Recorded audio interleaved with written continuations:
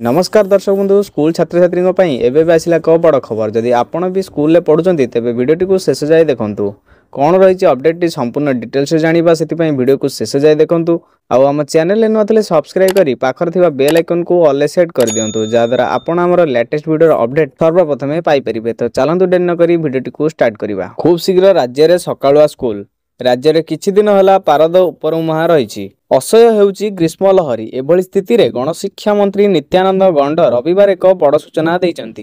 राज्य में बढ़ुथिबा ग्रीष्म प्रभाव को दृष्टि रखी खूब शीघ्र सकालुआ स्कूल हेबो बोली गणशिक्षा मंत्री गणमाध्यम को प्रकाश करिसंती। एने सरकार आलोचना करुचंती तुरंत सरकार सकालुआ स्कूल नहीं निष्पत्ति नेबे बोली मंत्री कहिसंती। अन्य पक्षे आसंता 3 दिन पई राज्य में हिट वेव वार्निंग जारी करिछि पाणीपाग विभाग।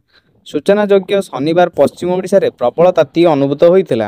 42.5 डिग्री सह बौद्ध देश में सबुठु उत्तप्त सहर होइतिला। सेहीपरि संबलपुर 42.2, झारसुगुड़ा 41.8 डिग्री रहितिला।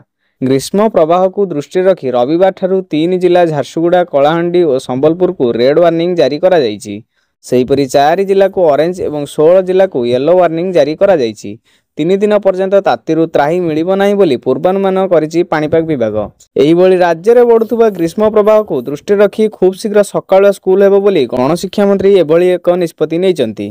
तो दर्शक बंधु एथिला संपूर्ण अपडेट। भिडियोटी भल लागिथिले लाइक करदेबे और चैनल नुआ थिले सब्सक्राइब करी पाखर थिबा बेल आइकन को ऑल सेट करदेबे जहाद्वारा आपण हमर लेटेस्ट वीडियो अपडेट सर्वप्रथमे पाई परिबे।